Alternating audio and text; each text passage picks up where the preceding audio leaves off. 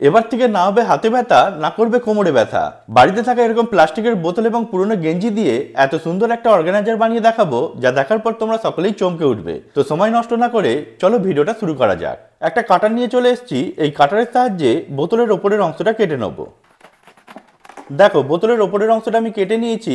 এটা একটু এবড়ো খেবড়ো হয়ে রয়েছে। আমি কাঁচির সাহায্যে এটা সমান করে কেটে নেবো। বোতলের এই ওপরের অংশটাই লাগবে। আমার কাটা হয়ে গেছে। এবার এর উপরে আমি গর্ত করে নেব। তো আমি কিভাবে গর্ত করব সেটা তোমাদের মার্কার দিয়ে বুঝিয়ে দিচ্ছি। ধরো এখানে একটা গোল করে গর্ত করলাম, তার পাশে আর একটা গোল করে গর্ত করলাম। এই যে দুটো গর্ত করেছি, ঠিক এর উপরে এইখানে আর একটা গর্ত করতে হবে। ঠিক এইভাবে প্রত্যেকটা গর্ত করে নিতে হবে। এই যে দুটো করলাম ঠিক এর উপরে, দু লাইন এরকম হবে। বুঝতে পারছো ব্যাপারটা?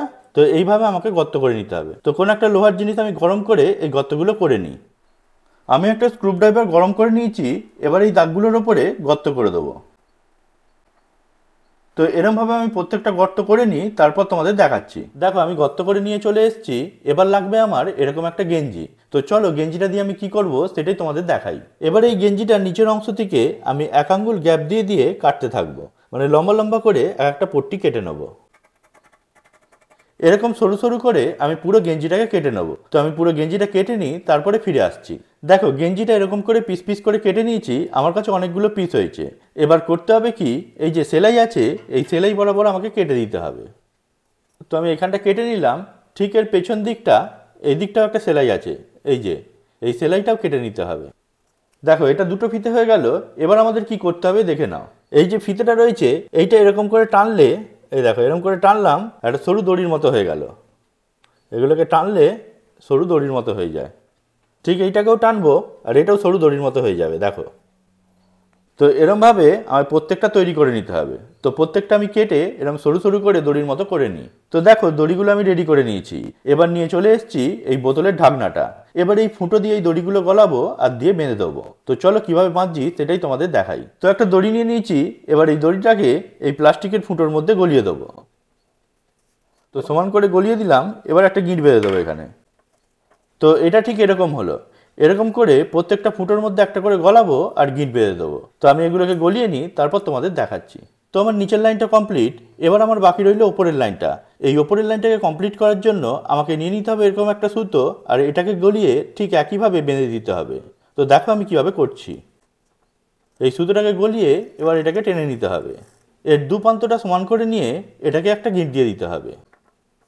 তো বুঝতেই পারছো, এটা নিচের লাইনটা ছিল, এটা উপরের লাইন। এরকম উপরের লাইনটা আমি প্রত্যেকটা করে নিই, তারপর তোমাদের কাছে ফিরে আসছি। দেখো, আমি প্রত্যেকটার মধ্যেই গিঁট বেঁধে দিয়েছি। এবার আমার যেটা লাগবে সেটা হচ্ছে এরকম একটা লাঠি। এই লাঠির মধ্যে আমি এটা গলিয়ে দেবো, দিয়ে দেখাচ্ছি এটা কত সুন্দর একটা জিনিস হয়েছে।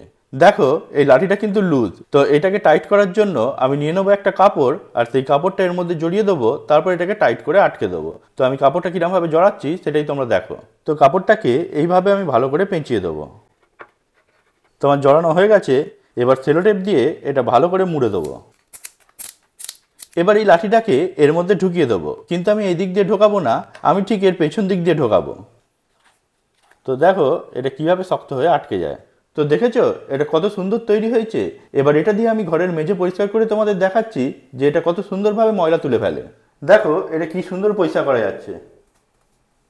তো বন্ধুরা, কেমন লাগলো এই অর্গানাইজারটা তা আমাকে কমেন্টে অবশ্যই লিখে জানিও। আর এরকম নিত্য নতুন ভিডিও দেখার জন্য আমাদের পেজটাকে ফলো করে রেখো। তোমরা যদি ইউটিউবে এই ভিডিওটা দেখে থাকো তাহলে চ্যানেলটাকে সাবস্ক্রাইব করে দিও। দেখা হবে পরের ভিডিওতে। ভালো থাকবে। ধন্যবাদ।